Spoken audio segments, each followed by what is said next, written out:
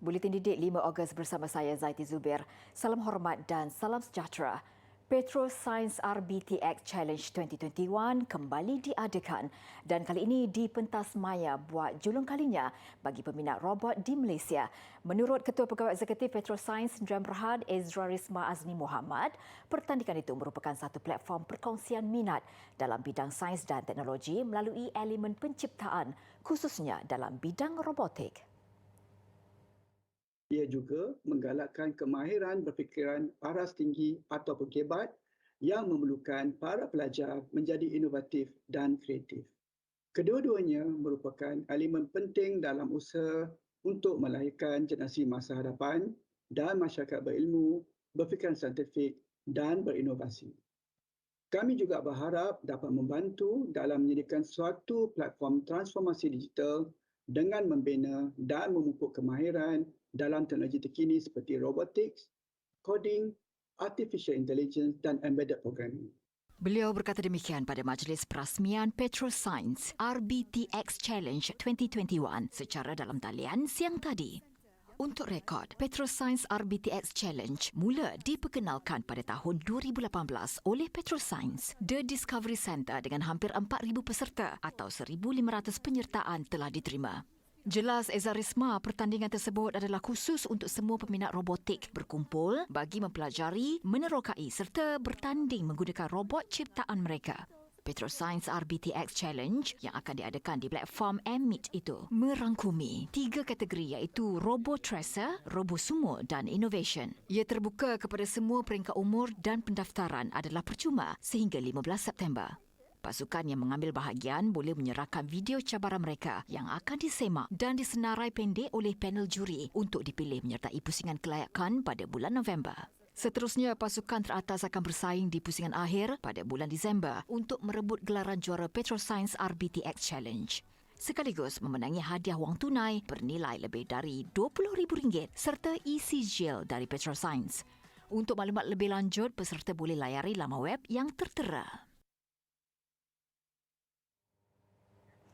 Sastra Melayu akan semakin dilupakan sekiranya tiada langkah bijak memperkenal sastra secara lebih serius dan konsisten.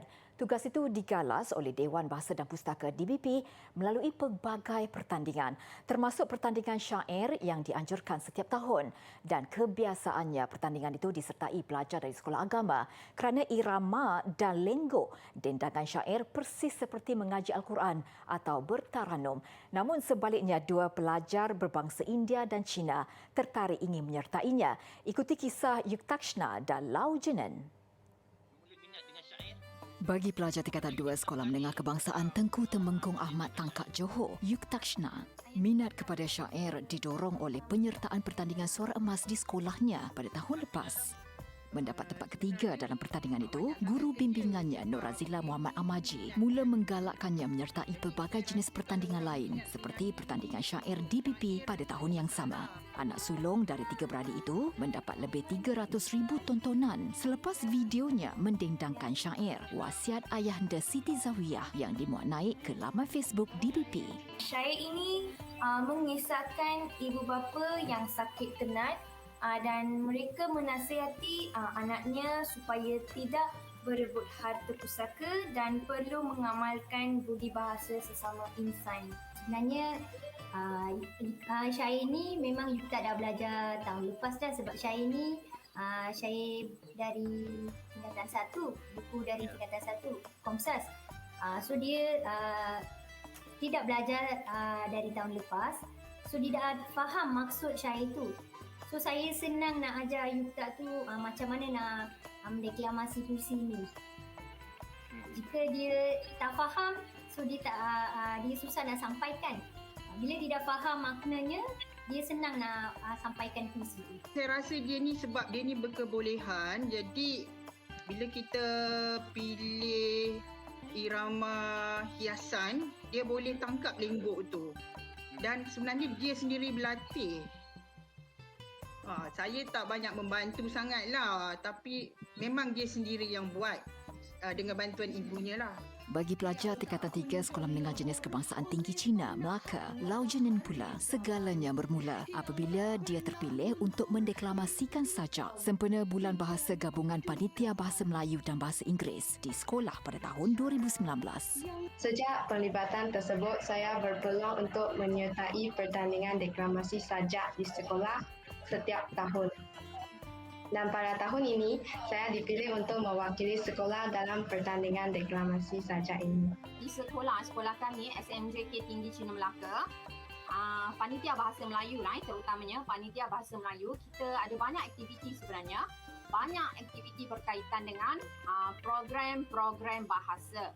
Okey, dalam program bahasa ini kita setiap tahun kita memang ada pertandingan sajak, pertandingan pidato. Okey, kita memang akan buat aktiviti ini setiap tahun.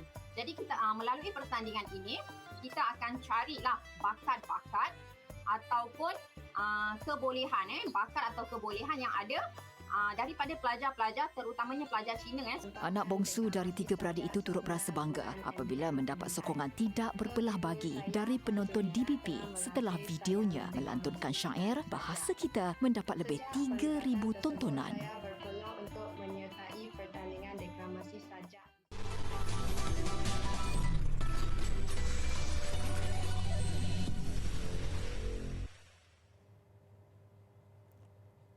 Bersua kembali, kes baharu COVID-19 mencatat rekod baharu hari ini dengan 20,596 kes.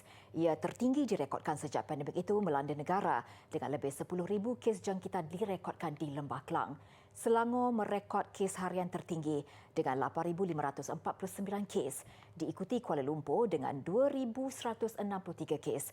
4 negeri, Kedah, Johor, Pulau Pinang dan Sabah merekodkan angka melebihi 1,000 kes. 7 lagi negeri mencatat kes positif melebihi 500, manakala Putrajaya, Perlis dan Labuan merekod kes positif di bawah 100. Lebih 22.6 juta dos vaksin COVID-19 diberikan melalui program imunisasi COVID-19 kebangsaan PIK sehingga semalam. Menerusi hantaran di Twitter, Menteri Kesihatan Datuk Seri Dr. Adham Baba memaklumkan daripada jumlah itu lebih 14.9 juta orang menerima suntikan dos pertama, sementara lebih 7.7 juta orang menerima dos kedua.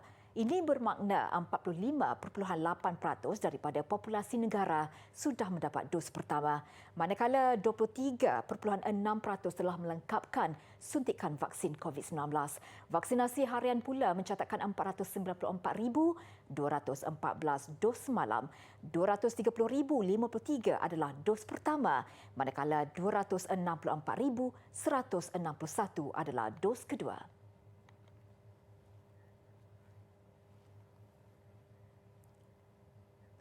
Malaysia akan menyuarakan isu monopoli vaksin COVID-19 dan menekankan kepentingan pengagihan vaksin secara saksama pada mesyuarat pertama Forum Antarabangsa Kerjasama Vaksin hari ini. Menteri Kanan Luar Negeri Datuk Seri Hishamuddin Tun Hussein yang menyertai mesyuarat itu akan menegaskan mengenai keperluan segera semua negara mendapat akses perolehan vaksin kerana ia adalah kaedah terbaik menangani pandemik. Wisma Putra dalam satu kenyataan berkata, mesyuarat pertama Forum Antarabangsa Kerjasama Vaksin berlangsung jam 8 malam ini melalui platform Maya. Forum Anjuran Kementerian Luar Negeri China akan dipengerusikan Penasihat Negara dan Menteri Luar Republik itu, Wang Yi. Perbincangan akan tertumpu kepada usaha peningkatan kapasiti pengeluaran vaksin dan kerjasama teknologi vaksin agar ianya lebih mudah diperolehi pada harga berpatutan oleh negara membangun bagi memerangi pandemik COVID-19. Satu kenyataan bersama akan dikeluarkan sebagai hasil mesyuarat bagi mempamerkan kesatuan serta komitmen teguh negara peserta dalam memerangi pandemik melalui kerjasama vaksin antarabangsa. Pada 18 November tahun lalu, Malaysia dan China telah memeterai perjanjian kerjasama pembangunan dan akses vaksin. Perjanjian terbabit membolehkan Malaysia membeli vaksin buatan China dan memulakan kolaborasi teknikal dengan negara berkenaan dalam teknologi pembangunan vaksin, terutamanya aspek persijilan halal.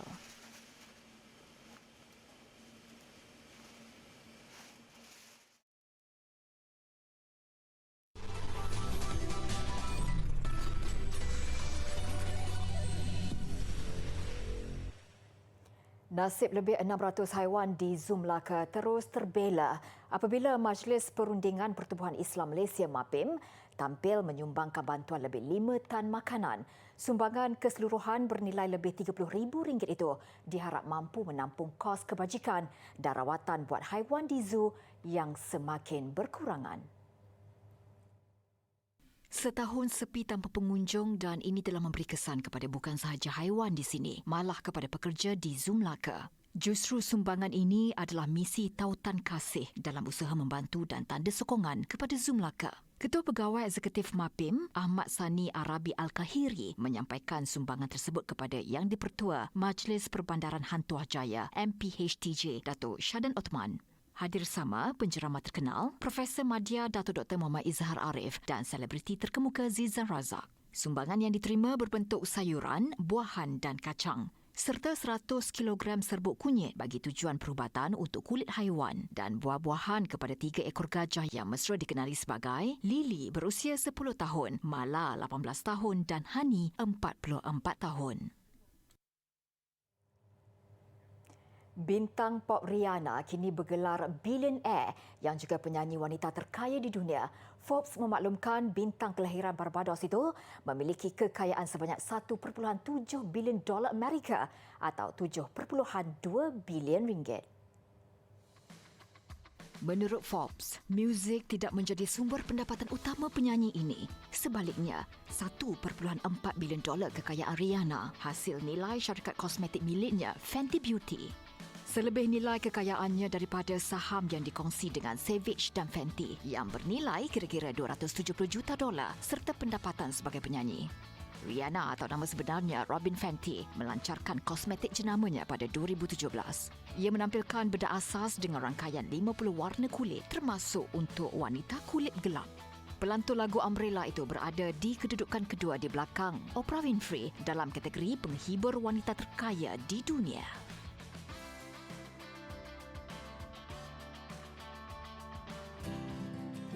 Dataran Merdeka yang dinamakan sempena memperingati Hari Kemerdekaan Malaysia adalah antara lokasi bersejarah. Di sinilah tempat di mana bendera Union Jack diturunkan pada 31 Ogos 1957 menandakan tamatnya zaman penjajahan Inggeris. Pada ketika itu, Perdana Menteri Malaysia yang pertama iaitu Tunku Abdul Rahman telah memimpin ribuan warga negara dengan laungan keramat Merdeka sebanyak 7 kali sebagai pengisytiharan kemerdekaan Malaysia.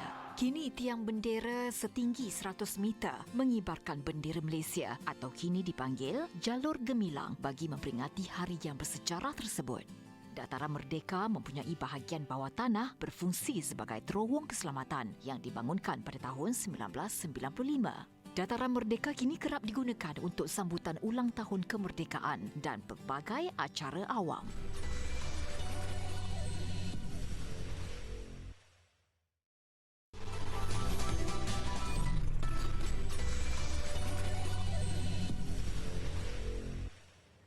Sukan. Hari suram buat kontijen negara hari ini menyaksikan penampilan tidak bermaya Pandalila Rinong pada acara akhir 10 meter platform individu.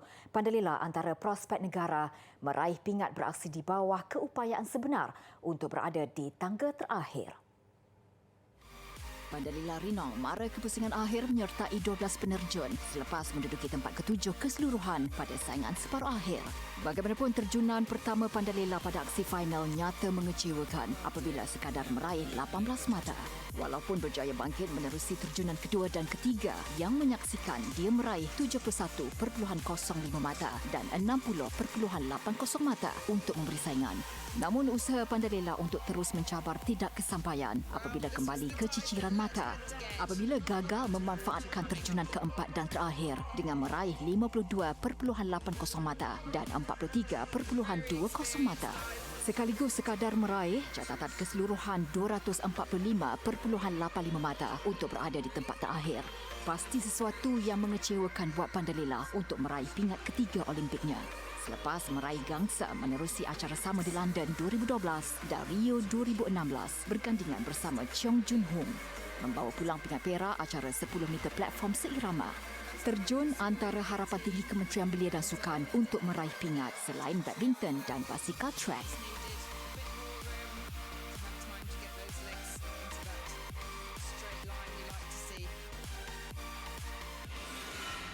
Sementara itu, perjuangan Dato' Azizul Hasni Awang dan Muhammad Shah Firdaus di Velodrome Izu menerusi acara pecut berakhir pada pusingan ketiga.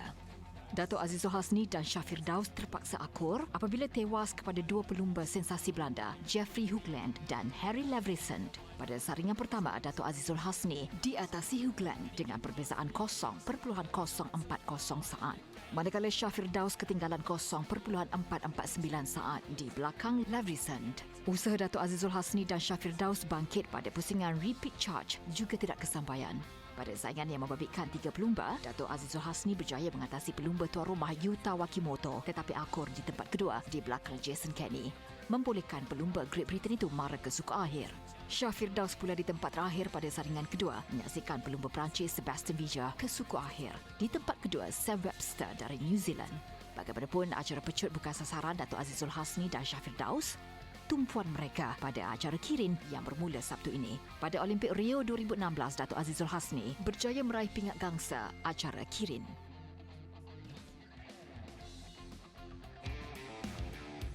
Sementara itu, pemain golf wanita negara Kelly Tan turut beraksi pada pusingan kedua di Kelab Golf Kasumi Gaseki. Kelly kini berkongsi kedudukan di tangga ke-49 daripada 60 peserta yang bertanding. Tamat pusingan kedua, Kelly mengulangi catatan hari pertamanya apabila turut membuat 2 atas par sambil melakukan 4 birdie. Kelly nyata optimis untuk terus fokus pada 2 pusingan terakhir pada Jumaat dan Sabtu ini, iaitu dengan harapan melakar kejutan dalam pemburuan pingat. Hari ketiga awal pagi esok, Kelly diletakkan bersama peserta Argentina, Madalena Simomecha dan Giulia Malinaro dari Itali.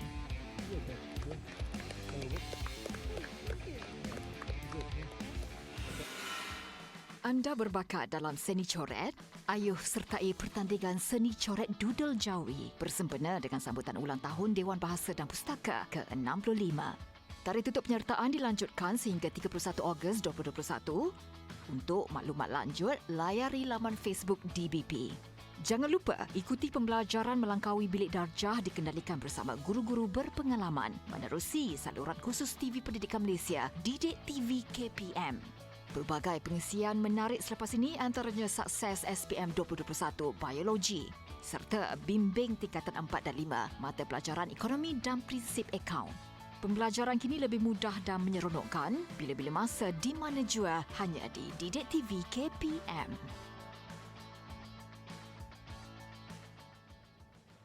Visual Taman Papan Selaju tertutup di Sweden mengakhiri Buletin Didik malam ini. Dengan itu saya Zaiti Zubair. Salam hormat dan jumpa lagi.